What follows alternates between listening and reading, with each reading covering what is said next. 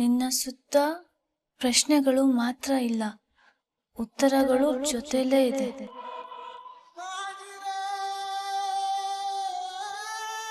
ಅತ್ತೆ, ನೀವ್ ನನಗೆ ಇಂಡೈರೆಕ್ಟ್ ಆಗಿ ಏನೋ ಹೇಳೋದಕ್ಕೆ ನೋಡ್ತಾ ಇದ್ದೀರಾ, ಆದ್ರೆ ನನಗೆ ಅರ್ಥ ಆಗ್ತಾ ಇಲ್ಲ.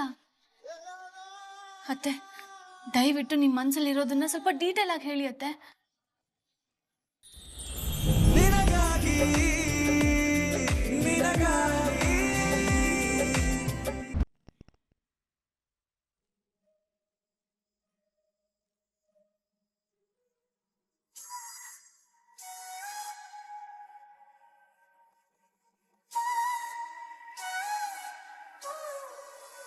ಅತ್ತೆ,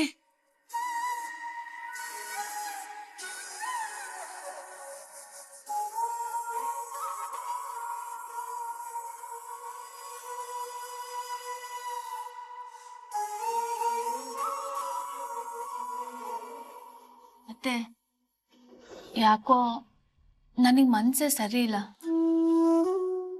ನನ್ನ ಸುತ್ತಮುತ್ತ ಏನೇನೋ ನಡೀತಾ ಇದೆ. ಇದೆ ಅಂತ ಎಕ್ಸಾಕ್ಟ್ ಆಗಿ ನನಗೆ ಹೇಳೋದಕ್ಕೆ ಆಗ್ತಿಲ್ಲ. ಸುತ್ತ ಬರೀ ಪ್ರಶ್ನೆಗಳೇ ಆತೆ.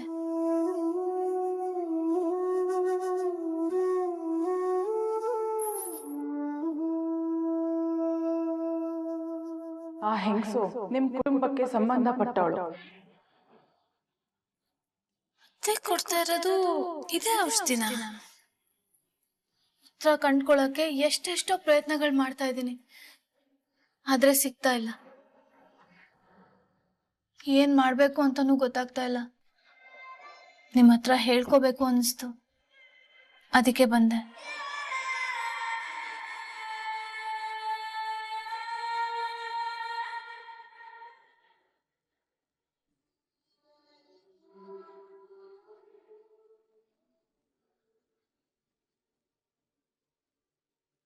ನಿನ್ನ ಸುತ್ತ ಪ್ರಶ್ನೆಗಳು ಮಾತ್ರ ಇಲ್ಲ, ಉತ್ತರಗಳು ಜೊತೆಲೇ ಇದೆ.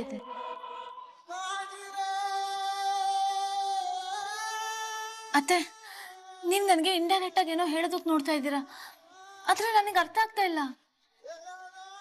ಅತ್ತೆ, ದಯವಿಟ್ಟು ನಿಮ್ಮ ಮನಸ್ಸಲ್ಲಿ ಇರೋದನ್ನ ಸ್ವಲ್ಪ ಡೀಟೇಲ್ ಆಗಿ ಹೇಳಿ ಅತ್ತೆ.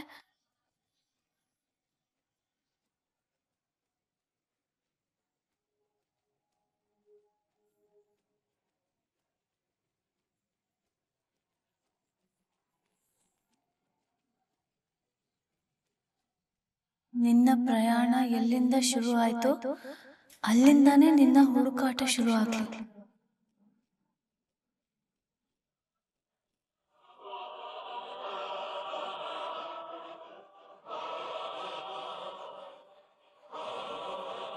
ಉತ್ತರ ಸಿಗುತ್ತೆ, ಅದು ನಿನ್ನನ್ನ ನನ್ನ ಹತ್ರನೂ ಕರ್ಕೊಂಡು ಬರುತ್ತೆ.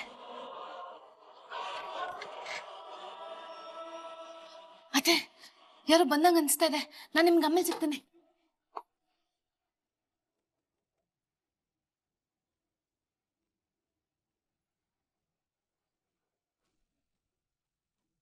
ಅದೃಷ್ಟ ಅನ್ನೋದೇನಾದ್ರು ಆ ಬ್ರಹ್ಮ ಅವನ ಹಣೆ ಮೇಲೆ ಪ್ರಿಂಟ್ ಮಾಡಿ ಕಳ್ಸ್ಬಿಟ್ಟಿದಾನ.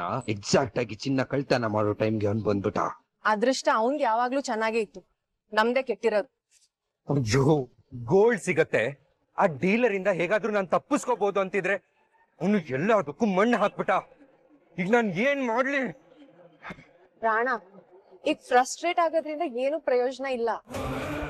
ಆಲ್ಟರ್ನೇಟಿವ್ ಆಗಿ ಏನ್ ಮಾಡ್ಬೋದು ಅಂತ ಥಿಂಕ್ ಮಾಡೋಣ. ನಡಿ.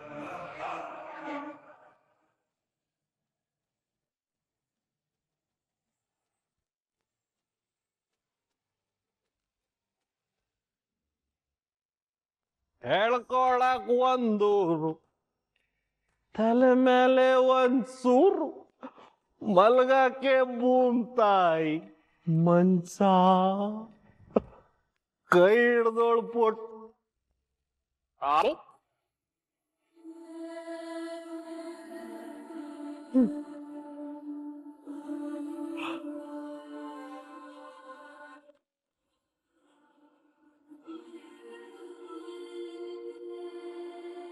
ನಿಂತ್ಕೋ.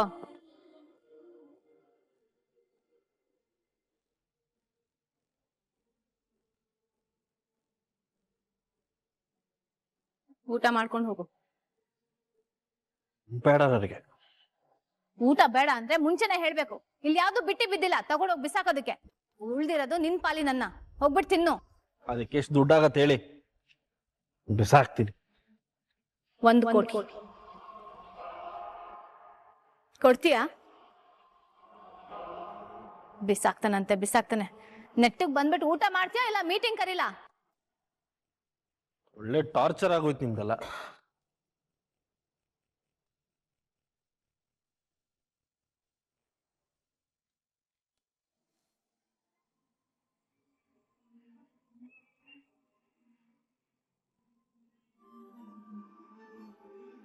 ತಿನ್ನಿ.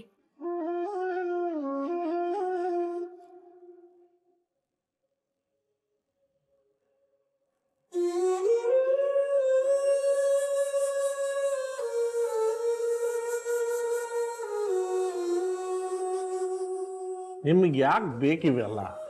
ಹೋಗಿ ನಿದ್ದೆ ಮಾಡಿ. ನಾನು ನಿನ್ನ ಅತ್ಗೆ, ನಿನಗೆ ಇನ್ನೊಂದು ತಾಯಿ ಇದ್ದ ಹಾಗೆ.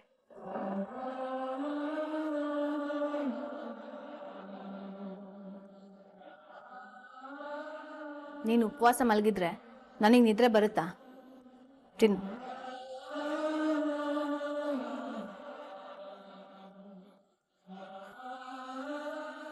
ಇನ್ಮೇಲೆ ಸಮಯಕ್ಕೆ ಸರಿಯಾಗಿ ಮನೆಗೆ ಬರಬೇಕು, ಟೈಮಿಗೆ ಕರೆಕ್ಟಾಗಿ ಊಟ ಮಾಡಬೇಕು, ಎಲ್ಲಕ್ಕಿಂತ ಮುಖ್ಯವಾಗಿ ಕುಡಿಬಾರ್ದು. ನನ್ನ ಕಾಸು ನನ್ನ ಇಷ್ಟ, ಅದನ್ನ ಕೇಳಕ್ ನೀವ್ಯಾರು?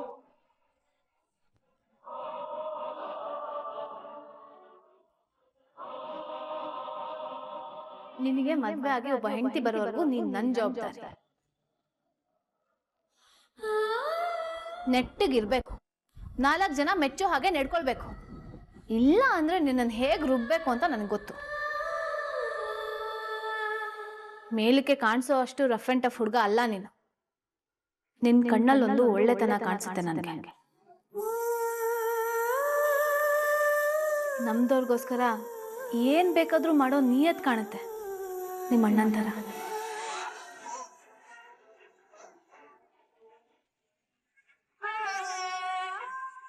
ಕಾಸು ಬಿಸಾಕಿದ್ರೆ ಈ ಕಪಿಲ್ ತರ 100 ನಿಯತ್ತಿನ ನಾಯಿಗಳನ್ನ ಪರ್ಚೇಸ್ ಮಾಡಬಹುದು.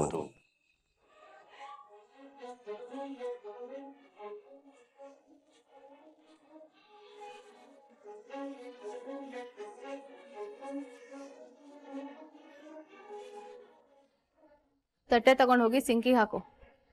ಫೋನ್ ನೋಡ್ತಾ ಕೂತ್ಕೊಳ್ದೆ ಟೈಮಿಗೆ ಕರೆಕ್ಟಾಗಿ ನಿದ್ರೆ ಮಾಡು. Good night.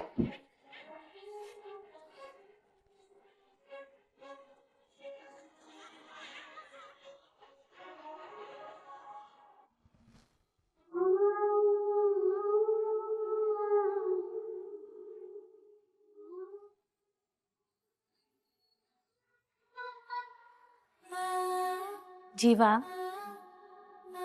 ಟೈಮ್ ಎಷ್ಟು ಗೊತ್ತಾ? ಇನ್ನು ಮಲ್ಗಿಲ್ವಾ ನೀವು? ರಚ್ಚು, ನೀನು ಎದ್ದೇ ಇದೆಯಲ್ಲ.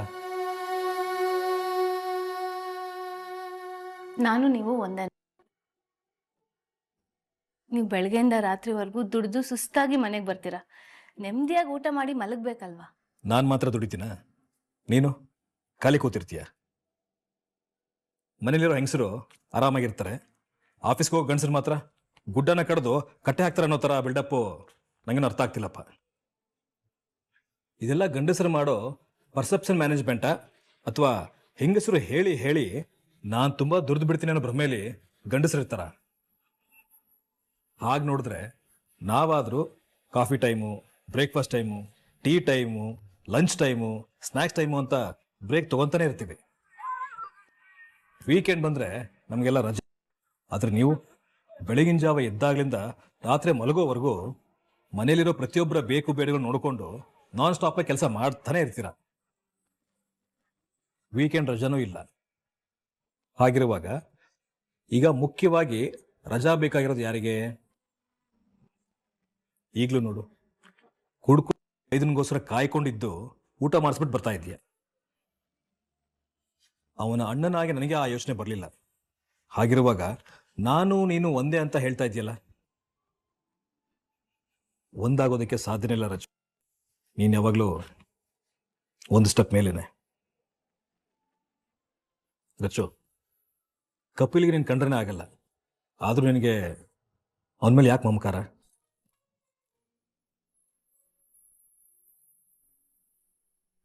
ಮನೆಯಲ್ಲಿ 2-3 ಜನ ಮಕ್ಳಿರ್ತಾರೆ, ಅದ್ರಲ್ಲೊಬ್ಬ ಹೊರಟ ಇರ್ತಾನೆ, ಹಾಗಂತ ಅವನನ್ನ ಬಿಟ್ಬಿಡಕ್ಕಾಗತ್ತಾ?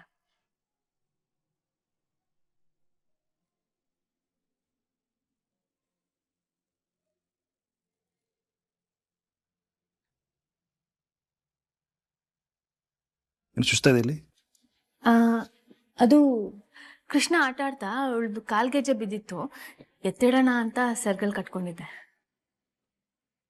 ಸರಿ, ನೀವು ಮಲ್ಕೊಳ್ಳಿ.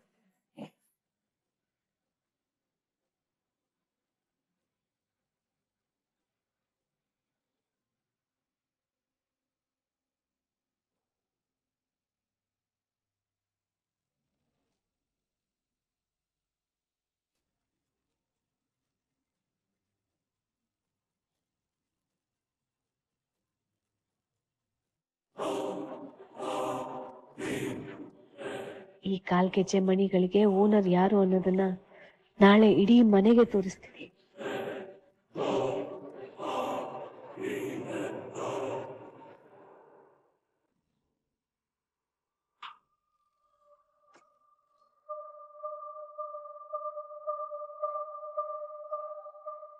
ದೇವಿ,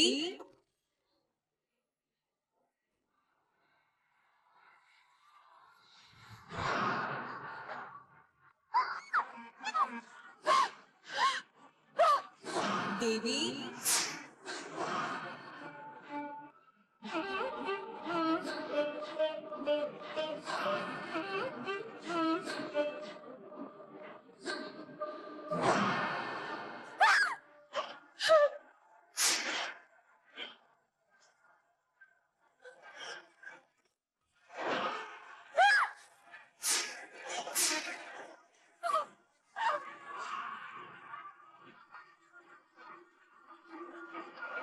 ದೇವಿ.